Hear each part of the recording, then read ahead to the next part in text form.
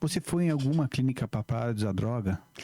Daniel, eu apenas tomei uma decisão de não voltar para aquela vida. E aí sim eu tive uma ajuda, que foi uma ajuda espiritual da igreja. Ok? Nós temos o poder de decidir, mas também nós precisamos de uma certa ajuda. No meu caso, o uso da droga não era como é que eu vou te dizer? Não era um bel prazer. Não. Era um refúgio de uma depressão. Então, precisava ser curada a depressão.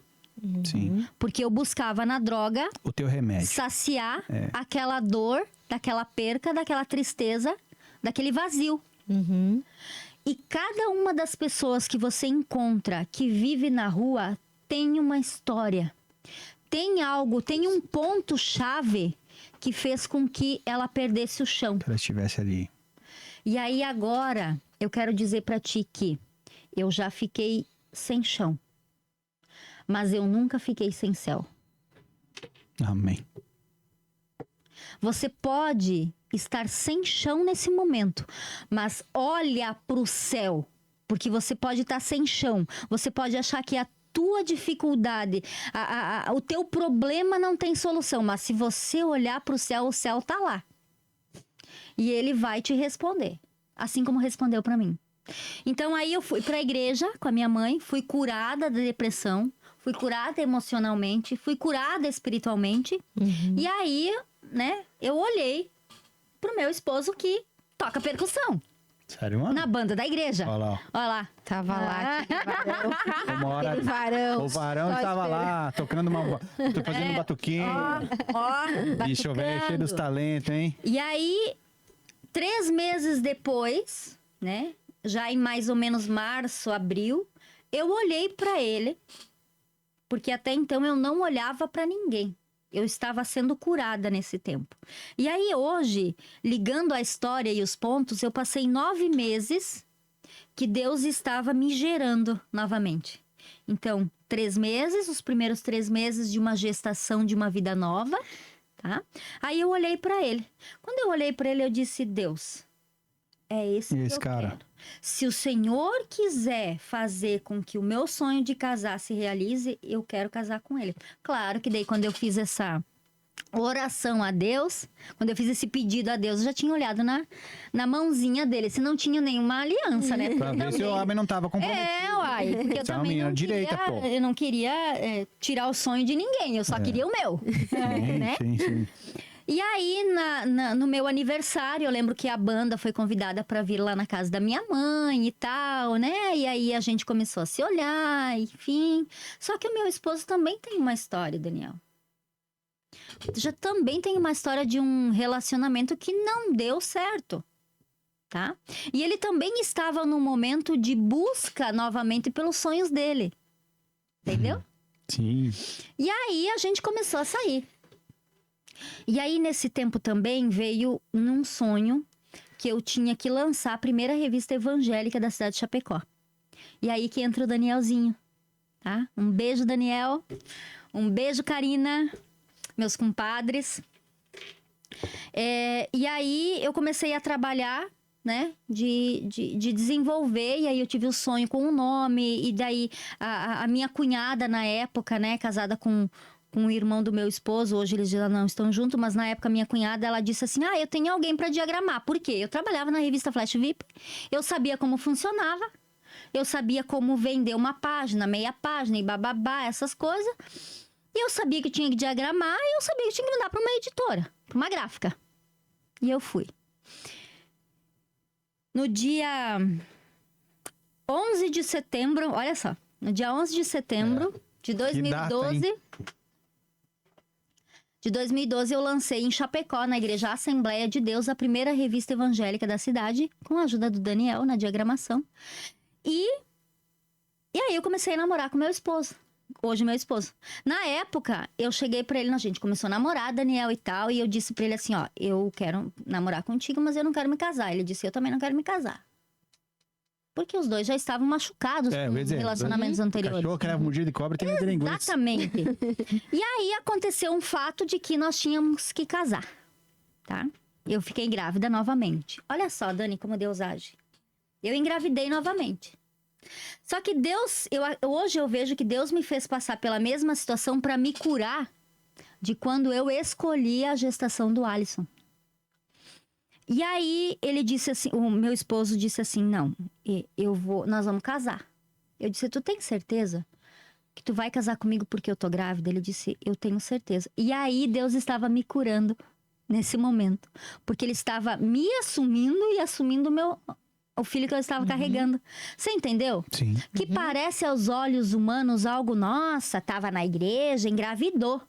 Mas as pessoas não entendem que Deus usa situações para nos curar também. Ele usa situações para nos moldar, ele usa situações para a gente crescer, mas ele usa situações para nos curar. Olha que interessante. E nesse momento, quando ele diz assim para mim, não, nós vamos casar, não só porque você está grávida, mas porque eu não quero mais que você volte para a vida que você tinha. Porque ele sabia. Eu contei para ele tudo. Falei para ele do meu testemunho, porque ele estava se casando com uma mulher que tinha um passado. E olha só como Deus é. Se fosse outra pessoa, digamos assim, não iria aceitar o meu passado. E não estaria aqui comigo nesse momento, vivendo uma história e eu contando um passado que para muitas pessoas é vergonhoso. Tá? E aí, eu quero contar aqui um fato que aconteceu. Eu disse assim, ó, nego, então nós vamos... Meu nego, tá? Sim. Nós vamos casar. Nego, nós vamos casar. Só que antes de nós casar, eu tenho que te contar um defeito que eu tenho. E aí ele olhou pra mim e disse assim, então se você vai contar o teu, eu vou contar o meu. Ó, Opa. medo, tenso, bate o tambor, hein? É. Nego, eu sou cega de um olho direito. Do olho direito. E Ele olhou... tu não sabia? Não. Não dava pra perceber. Se tu não fala... Hoje ele está um pouquinho mais afastado, né? Que se você olhar pra mim bem de frente, tem dias que eu tô com o sistema nervoso um pouquinho alterado, o nervo puxa mais pra um lado. Então, Mas tu não enxerga nada dele. não. Devido ao uso da droga, eu passei por um AVC sequela. e é uma sequela. Caraca, velho. Exato. E aí eu disse pra ele, ó, eu sou cega de um olho, você vai casar comigo, nós vamos viver até o fim das nossas vidas, porque nós já não somos mais crianças, e você precisa saber que eu sou cega do olho direito. Ele começou a rir. Ele começou a rir, mas não era de mim. Era do defeito que ele estava prestes a me contar. Ixi, tu vai liberar pra ela contar ou não? Vai deixar ela contar ou não? Palestras de casais que nós ministramos para casais também, e a gente conta isso, né? Para dar uma quebrada de gelo também, Fantástico. né? Não sei se tu percebemos, até então eu contei... é real essa história? Não, mas não tenho dúvida que seja. Não, E aí não. ele começou a rir e eu fiquei quieta, né? Eu disse, meu Deus. E aí ele não estava rindo de mim. Ele estava rindo do defeito dele que ele estava prestes a me contar. Eu tô imaginando, vou anotar. Ele se eu disse assim, acertar, ele disse assim, olha, tudo bem, eu sou surdo do ouvido direito também. Eu não acredito. É verdade. O meu esposo tem o tímpano do ouvido direito furado, né? Desde criança, enfim, um problema que ele teve, tá? E, cara, isso a gente começou a rir. Você é louco, mano? Sério? Exato. Porque, Dani, assim, ó, Que coisa. Deus vai nos lapidando, vai nos curando com situações, tá? E naquele momento eu senti uma paz tão grande quando a gente firmou o casamento. Eu contei pra ele o meu defeito maior que eu achava que eu tinha, né? E ele contou o dele. E daí eu disse, olha, eu tenho um filho. Ele disse, eu também tenho uma filha. A Bruna, que eu te falei que nasceu do meu coração.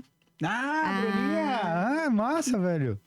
Então, é equilíbrio. Sim. Ele tinha um passado, eu tinha um passado. Ele tinha uma filha, eu tinha um filho. Que praticamente é a mesma idade, os dois. E hoje eles se consideram irmãos. Tanto é que na segunda-feira meu filho veio lá em casa e disse, mãe, ontem eu tive uma conversa com a Bruna. A gente sentou lá no encontro de carro que tinha, porque a galera gosta desse encontro de carro. Nós sentamos lá e eu me abri com a minha irmã. Ele chama ela de irmã. Que legal. Entendeu? Então, e aí, um passado, um filho, um defeito de cada um. Cara, equilíbrio. Casou tudo. Casou tudo. A balança de Deus, né? A balança de Deus. Isso. Qual é a probabilidade disso? Um milagre do outro. É aquele 1% que Deus Usa. Mas é pura certeza. Cara, a gente, muito. e assim, ó, e Deus está a todo momento nos fazendo passar por experiências pra gente aprender, nos fazendo passar por experiências pra gente provar que aprendeu, fazendo a gente passar por experiências pra nos curar de algo que a gente tá guardando dentro de nós, e nos fazendo passar por experiências pra gente pular de fase. Que louco isso, né? Que louco isso. Que louco isso. A gente é que não percebe, gente. Nós é que não percebemos. Dani, a gente tá com o som do mundo no volume 12, mas o volume do céu tá lá embaixo. Quando a gente desliga o som do mundo, a gente ouve o som do céu e aí a gente vai perceber a plenitude que é viver. E viver plenamente não é viver rico, viver bem, sem problemas. Não, viver a plenitude é pegar aquilo que você tem de ruim e você equilibrar. E você saber dominar aquilo que você tem como defeito ou aquilo que você tem como dor emocional ou espiritual. É você viver sendo curado todos os dias porque aconteceu alguma coisa e você guardou e aquilo enraizou, e Deus não quer isso. A Bíblia não diz que Deus é o médico dos médicos? A Bíblia não diz que Deus é o Senhor dos senhores? Então por que a gente duvida que Deus pode nos curar? Então por que a gente duvida de que Deus pode nos dar o ouro e a prata? Que lá em Gênesis 1:26 está escrito que Deus criou todas as coisas e o homem para que as dominasse. Inclusive o ouro e a prata. Só que nós não podemos colocar o ouro e a prata como Senhor nosso. Porque o Senhor dos senhores é Ele.